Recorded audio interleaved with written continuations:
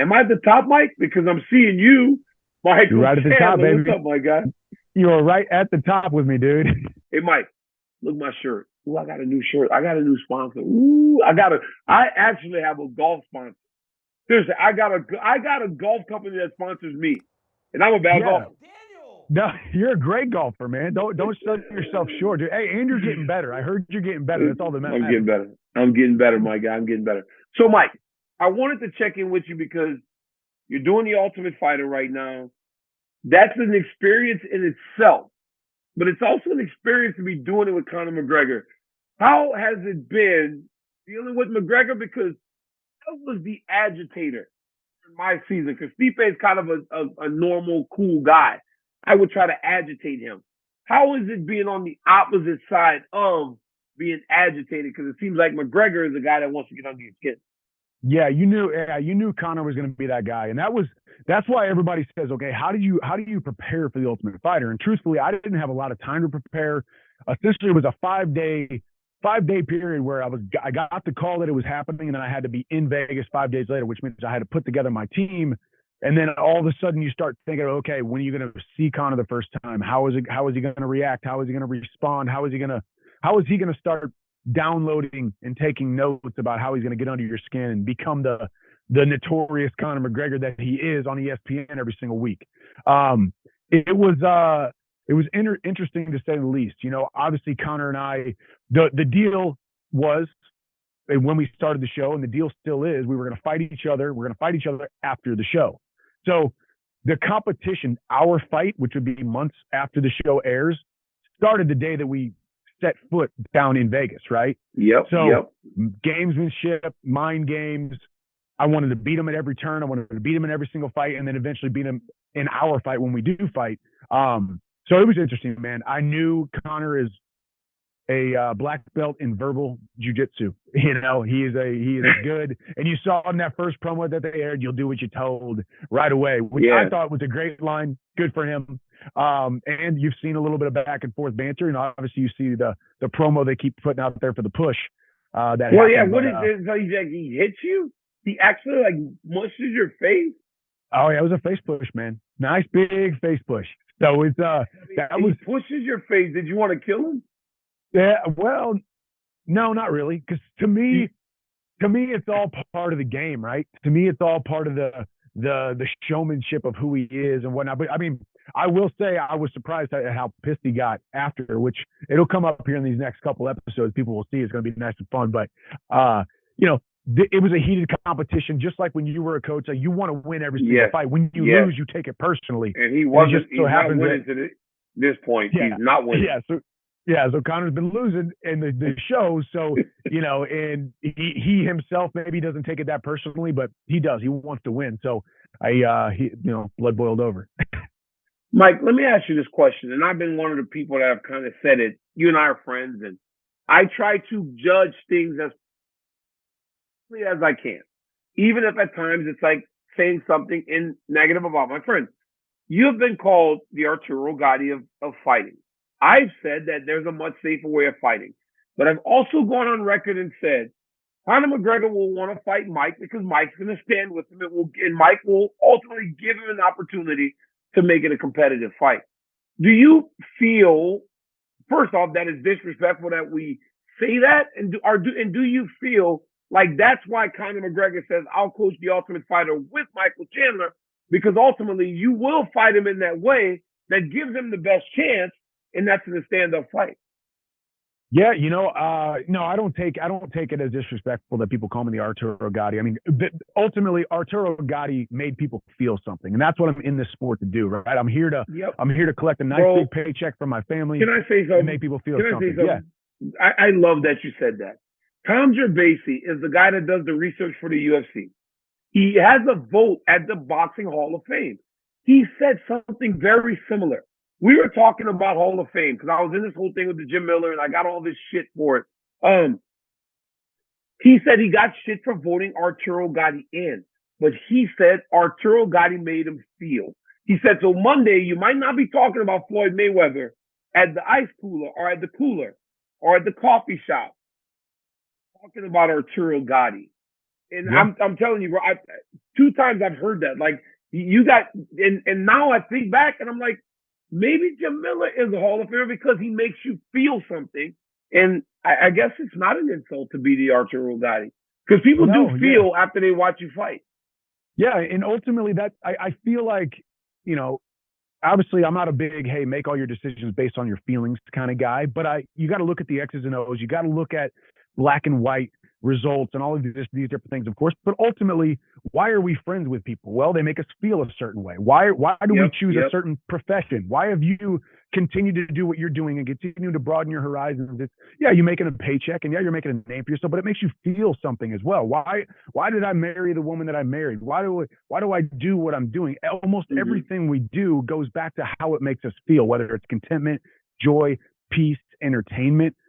We're in the feelings business, making people feel something. Yeah, maybe I don't win every single fight. Maybe I could fight a different way that people want me to fight, but I'm making people feel something, and their butts will be in seats. They will buy the pay-per-view. And ultimately, when I knock out Conor later this year or whenever that fight is, people are going to feel something. I'm going to continue to plant my flag as one of the best lightweights to ever do it. And I still think I'm going to wear UFC gold before I retire. So I'm in it to make people feel something. And ultimately, you know, I have the life that I have because I make people feel something. And that's for a guy like me, right? The guy that's always saying Michael Chandler could be more safe. Michael Chandler could do this. Conor's picking him for this reason. You go out there and knock him out and you prove everybody wrong. But like you said, we get into what's supposed to happen. You said this year or whenever it happens. Because like Ben Askren and I did this thing. One of you and Ben wrestled together in college, right?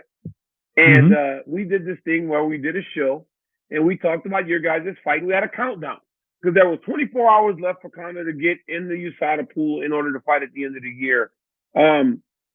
What's the latest that you've heard on the fight that you can share? I understand. I know the workings of the backstage, but whatever you could share, what can you share about the fight? And how annoyed are you that it isn't happening? Because if we know one thing about Michael Chandler's active. And by doing this show and by fighting Conor McGregor and waiting for Conor McGregor, which I do believe you should, do not fight anyone else, wait for McGregor. How annoying is it that you're having to wait this long? And what's the update on the fight?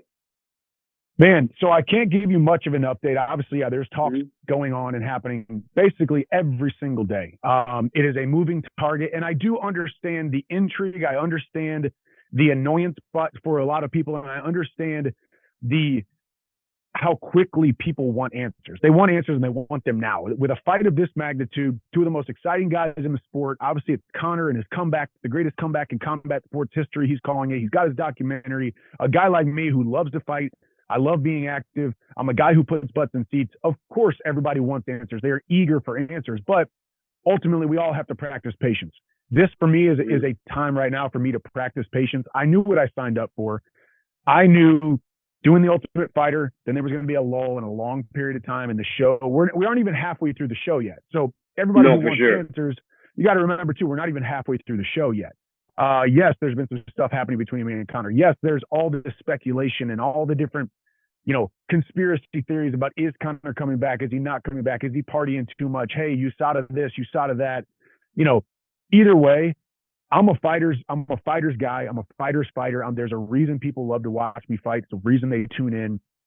I think Conor's coming back. I don't think he wants to stain his legacy by leading us all down this road of I'm doing the Ultimate Fighter. I'm fighting Michael Chandler. Oh, by the way, never mind. I'm not coming back. Make sure you buy my title sport and my Irish whiskey and all that kind of stuff. He's coming back. Yeah, supposedly there was a countdown with USADA 6 months and all that other stuff. That's not for me to choose or decide. Has there been exemptions before? People are talking about exemptions. Of course, that's all on the table. All I know is I'm controlling the controllables. And I also know that either way, I'm going to keep on moving forward.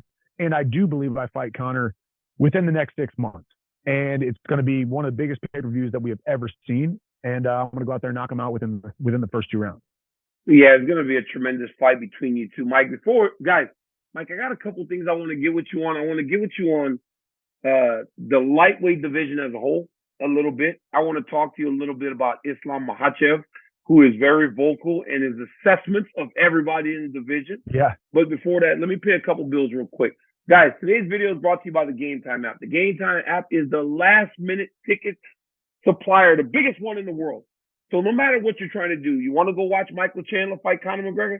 Wait till the last minute. Might save you some money. Use the Game Time app. Go watch a basketball game, football game. It does not matter. The Game Time app leads the world in last minute ticket buys. And how about this? Instead of just saving you money on tickets, how about use my promo code DCTV for $20 off of your first purchase? So no matter where you are, you're like the Chandler family who get dolled up once a week to go out to dinner to watch a comedy show. Use the Game Time app and save some money. We all don't have Michael Chandler's money. So we're all trying to save money and use the promo code DCTV for $20 off of your first purchase. Go now, guys. Mike, Islam Makhachev is one of my friends. He's the champion in your division right now. And his assessment of the division, to me, is very funny because he's so matter of fact. But as you know, you and I have experience in wrestling. That is just how they speak. Do you think that the division, when they hear Islam say things like the BMF title is for bums? This belt for the bums, you know. And all this, what does that make guys like you, who does say the BMF title fight is a great fight between two real high-level competitors, what does that make the division feel when they see him talking in a way that he does? No, I completely agree with you. Yes, people can read it as a headline and they can read it, or they can even listen to him say it, but he doesn't have all of these different adjectives and all of this different, he doesn't have all of these weapons in his English tool belt, so to speak. So he does speak very black and white, matter of factly. So he knows, he gets to the point very quickly, whereas some of us kind of dance around it just to hit you with the punchline, where he just like punchline, which could tick a lot of us off. And Islam and I have had our spats. I would love to share the octagon with him.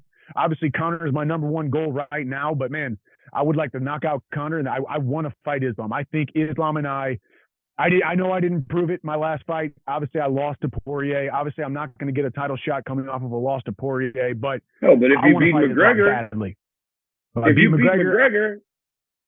yeah. No, and trust me, I'm going to get a lot of crap. People talking about, here goes Chandler talking about the title shot again, Dana White privilege and all this other stuff. But dude, I just want the biggest fights possible. I want the biggest platforms, the biggest fights possible. And I'm always going to deliver. Can my good old fashioned passionate Division I wrestling beat the Dagestani Sambo? Can it beat the Dagestani wrestling? I don't know. We may never know, but I would like to know. Yeah, it's tremendous, man. Like I'm telling you, when I look at this division, it is one of the deeper divisions. But then we also had a conversation the other day, Mike, about this. People were arguing and we were debating. And this was actually one of the guys on the fight card. Him and I were going back and forth about lightweight versus bantamweight. People say bantamweight is the best division in the UFC now. Only because at lightweight, the top five hasn't really changed. Is that just a credit to you guys and the staying power, or is it because the division maybe isn't as deep as people want it to be? And this is me, right? Yeah. I'm a TV guy, Mike, so I'm always trying to draw out I might seem a little disrespectful, but this is the question. Bantamweight, because think about all the changeover that bantamweight has had since you got to the UFC. And at lightweight, it's always you, Poirier, Gaethje. Makhachev is the only guy in the top five that Charles Oliveira. It's always been the same guy since 2018. So does bantamweight rise above lightweight because of all the young guys that have now pushed their way to the top? Yeah, no, I think lightweight is still a better division. I will say, I don't know who is outside the top five in the bantamweight division either, and maybe that's just me not being enough a student of the sport. But obviously, there's been a lot of changeover in our division. Once again, I think we make people feel something. It is the most electrifying division in the UFC. When you think about the resurgence of Charles Oliveira 2.0, when you think about the highlight reel himself, Justin Gaethje, Dustin Poirier, now they're going to rematch each other for the BMF belt. You got Islam, who came in, was exactly who he said he was. He wasn't who we all thought he was. We all said Islam's going to falter. Islam isn't as good as he's talking, which goes back to him being very matter of fact and very black and white with what he says, but he has proven to be the king on top of the division.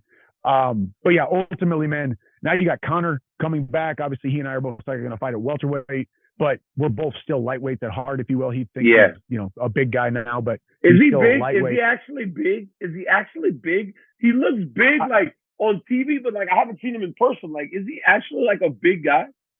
He's not as big as he looks on Instagram and that kind of stuff. I will say, I just think people see me and him next to each other, and I think we look the same size. I think I'm actually a pound or two, couple pounds heavier than him because I think I'm. He looks like Scott Steiner. Remember when Scott Steiner got like super big and he was Big Papa Pump? He kind of looked like Scott Steiner when Scott Steiner got like really, really big. Last thing before I let you go, champ. Charles Oliveira, bro. Yeah. That performance in Beneil Dariush, did you see that coming? Like, did you expect that? This dude somehow just keeps on.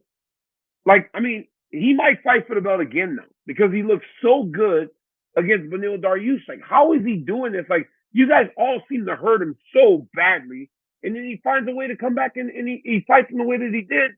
Who could have ever expected that against Beneil Dariush? He completely wiped him out.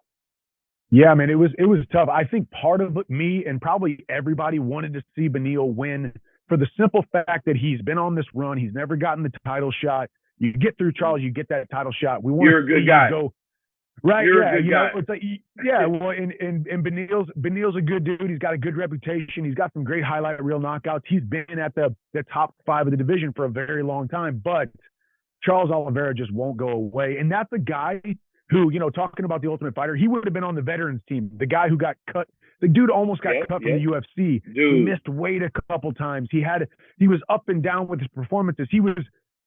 I think he's one of the biggest stories in mixed martial arts because he was kind of you're not that good of a fighter. You can't really show up under the bright lights. No, yes, he definitely is now. That was who we thought he was a couple of years ago. That's who I thought I was fighting years ago. I thought it was kind of a luck thing that who did he beat back then? I think it was Tony Ferguson or something for me and him to fight for the title, whatever might be. Yeah. I was going to go out there and break him, dude, and then he beats me. He beats Poirier. He beats Gaethje. I mean, he beat Gaethje. Charles Oliveira 2.0 is a force to be reckoned with, man. And I want that rematch. Obviously, right now I'm still focused on the Conor fight, but I think I beat Charles Oliveira. I think I beat Islam. You know how we talk to. We think we can beat everybody, right? That's what you're in the middle of it all. Charles is great. Yeah. And you're in the middle of it all, dog. Like, you're in the middle of it all, man. Like, you are the man, Mike. Thank you for spending a little time with me, man, checking in. And we going to see you at the top. Let's see you at the top. I love that, dog. I don't know where the fuck you got that. I don't know where you got that, but you make some shirts like "See you at the top." That's the shit. I got them, dude. Zig Ziglar said it. I'll get you a shirt for sure. But yeah, I can't take credit for that. That was the greatest motivational speaker of all time, Zig Ziglar. He wrote a book called "See You at the Top." He said, "See you at the top all the time." He is the man. So I don't take credit for it. But at the top. Yes, I want you to see you at the top. I'll see That's you my boy. over the top. Yeah, dude. My boy, Mike Chandler. Guys, that's Michael Chandler. Like, subscribe. Hey, and on Michael Chandler's After the Tough Show, him and I are going to watch The Ultimate Fighter latest episode, and then we're going to discuss it a little bit on his YouTube. So y'all make sure to tap into everything that Michael Chandler got going on also. My boy Chandler got a media team. Not one guy. My boy Chandler has a media team. Guys, so make sure you catch me on Mike's podcast, his show. What's it called, Mike? After Tough? Like, what's it called? It's called, it's just the Tough 31 reaction show. So MikeChandler.com, YouTube.com/Mike Chandler MMA on my channel. You were gracious enough to bless us with your presence, and it's a great episode. My boy Bracketona's fighting this week on The Ultimate Fighter, so I had to make sure that I tapped in. Yeah. Me and DC share a lot of things. We're similar in a lot of ways. One of which was the fact that we both coached Bracketona. So make sure y'all check it out. Make sure y'all watch me on Michael Chandler Show. Guys, until next time, peace.